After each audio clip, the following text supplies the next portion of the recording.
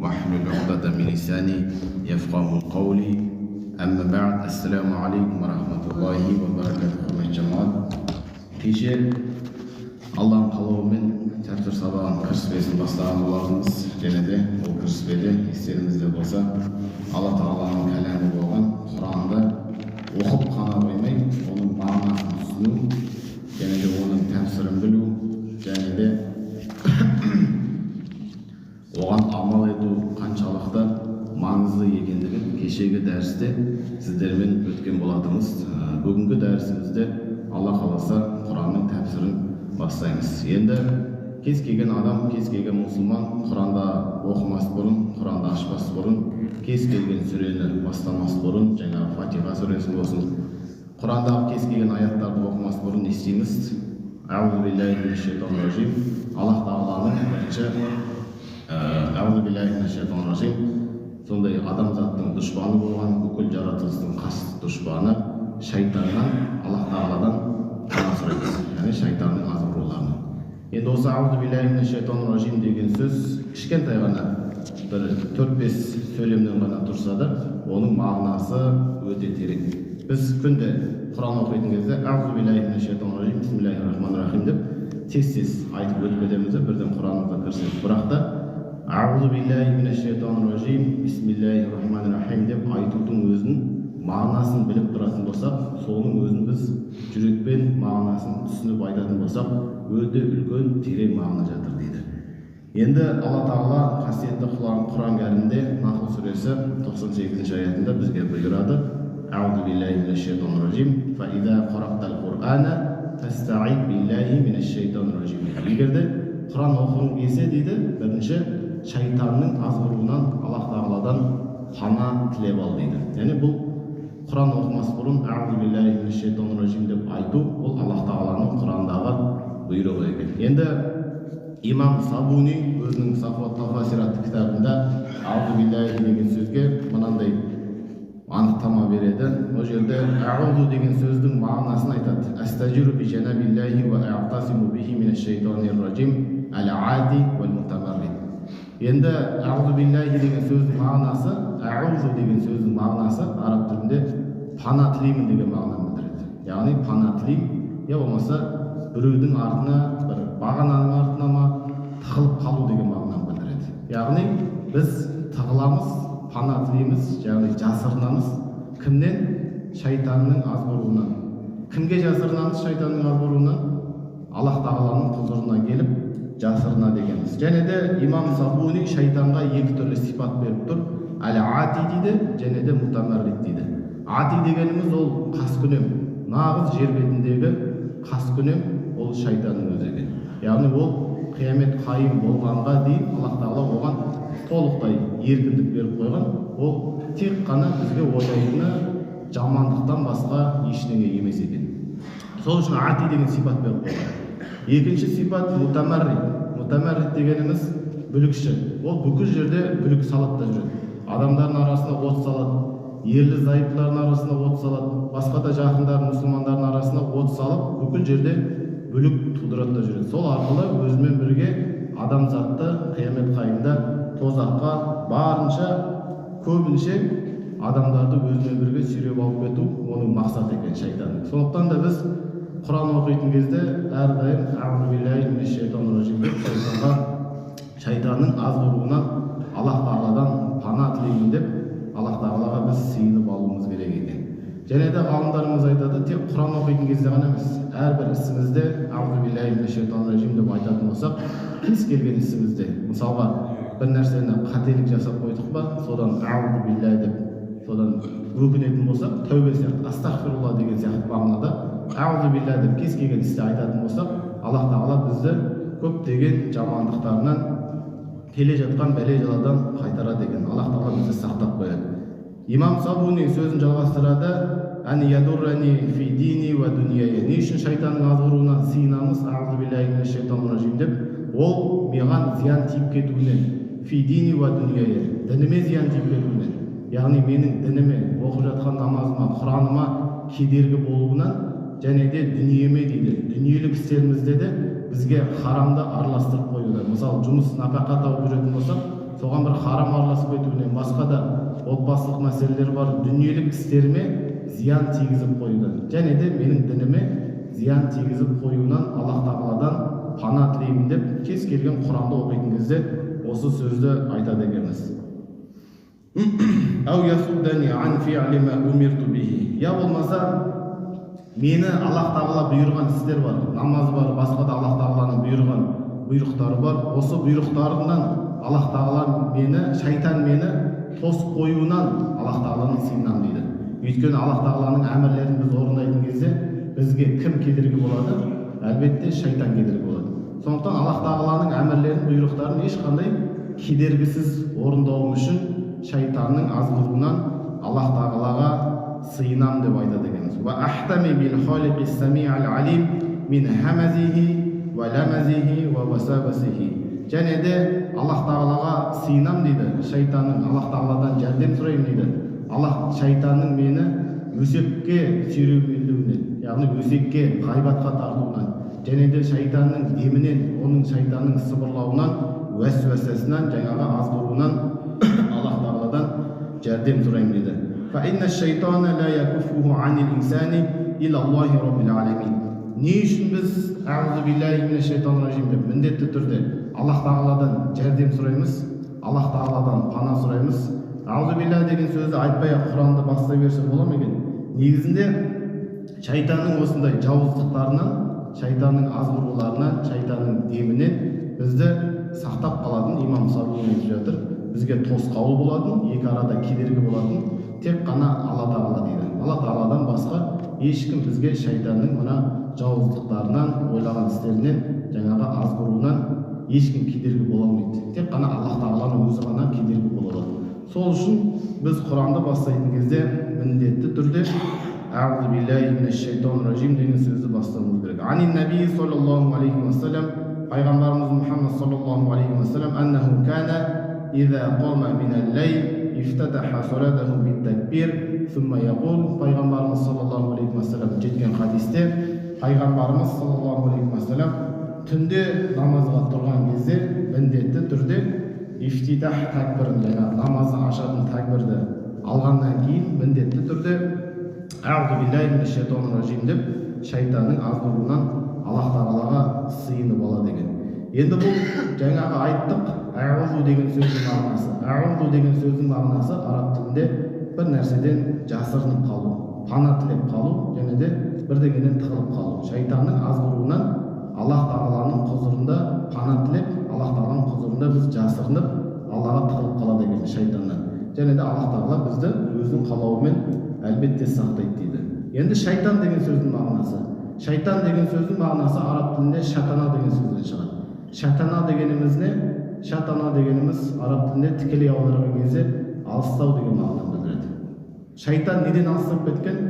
Шайтан Аллах тағаланың рахымынан мүлдем алыстап кеткен. Және де шайтанның тозақы екендігі анық. Оған ешқандай кедергі жоқ. Қазақта айтады, үмітсіз шайтан дейді. Яғни шайтанда ешқандай үміт жоқ екен. Сондай-ақ шайтан нақты тозақы болғандықтан оны шайтан, яғни шатана Аллах тағаланың рахымынан, Аллах тағаланың мейірімінен алыстап кеткен. Ол Алланың мейіріміне, рахымына үміт ете алмайды екен.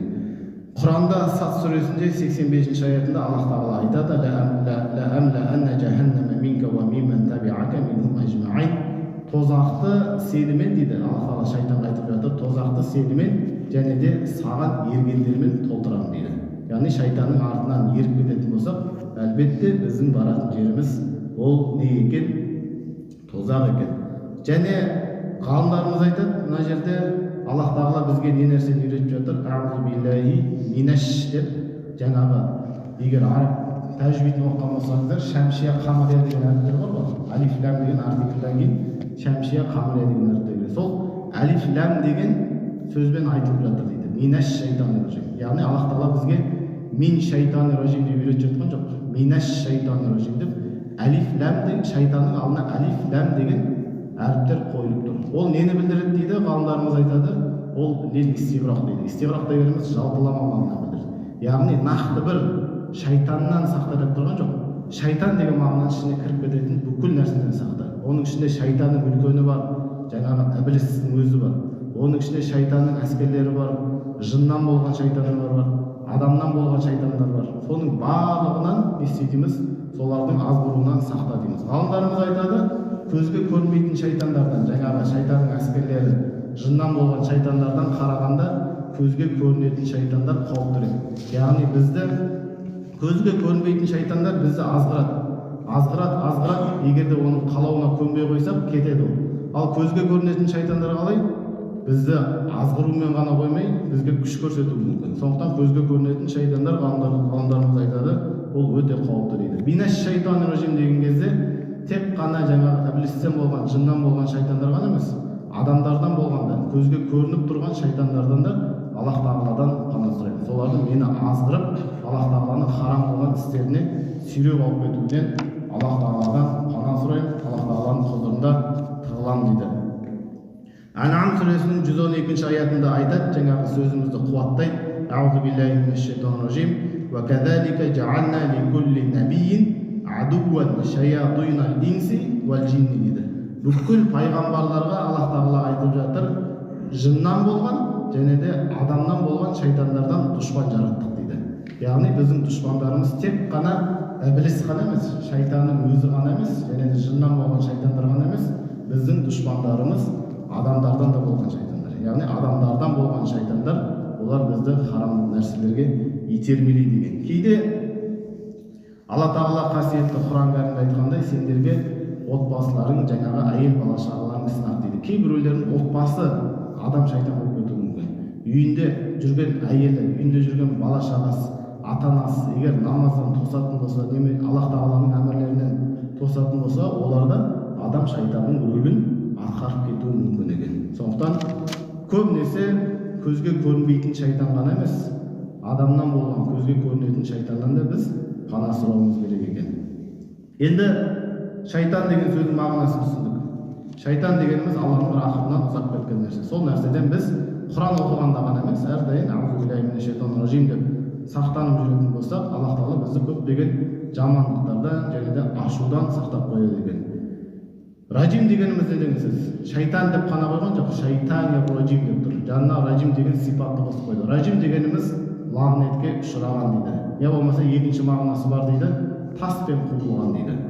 Мәриям сүресінің 46 аятында Ибрахим пайғамбар әкесін жаңағы дінге шақырған кезде әкесі дінге келмейді, яғни қасарысады. Сол кезде әкесі Ибрахим пайғамбарға не дейді?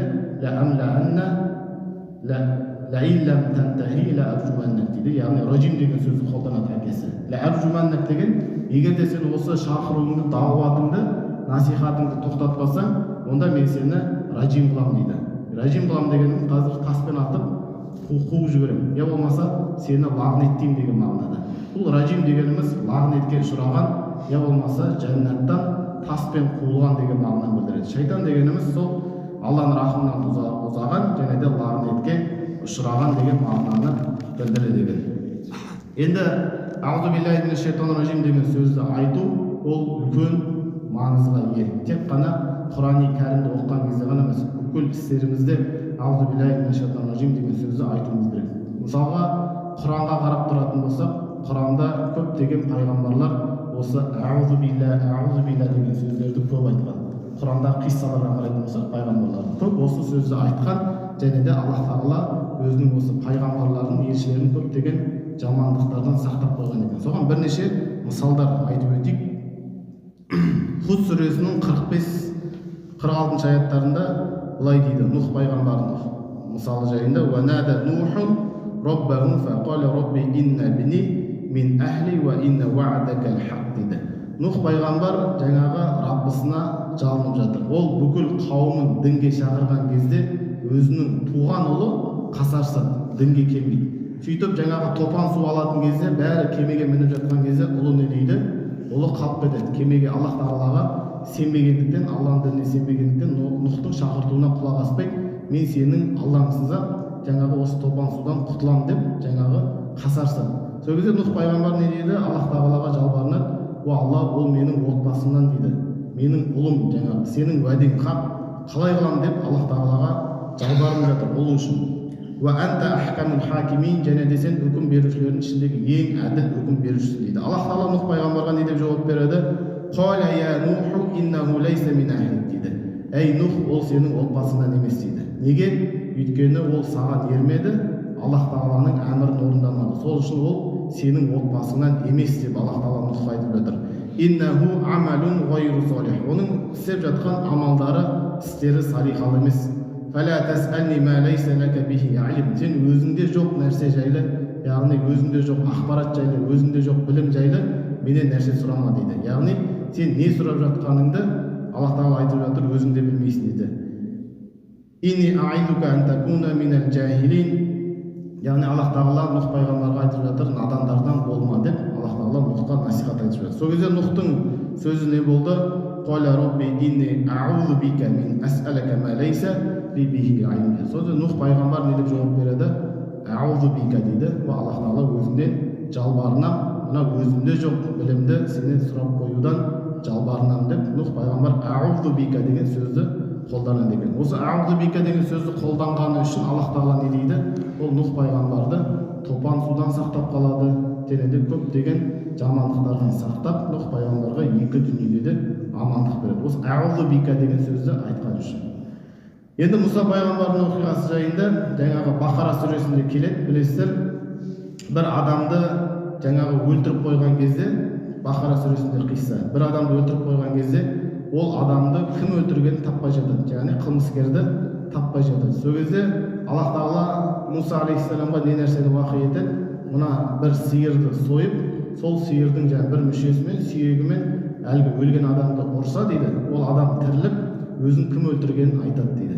Осы қисса Бақара сүресінің 66 аятында келеді. Ва из қала Муса ли қаумихи инна Аллаха я'мурукум ан тазбаху бақара. Муса өзінің қауымына айтады, Аллах Тағала сендерге мына сиырды бауыздауды бұйырды дейді. Жаңағы нәрсені Аллах Тағаланың әмірін айтып жатыр. Осы сиырды бауыздауды бұйырды, және сиырдың мүшесімен өлген адамды ұрса, ол тіріліп, кім өлтірген айтады дейді.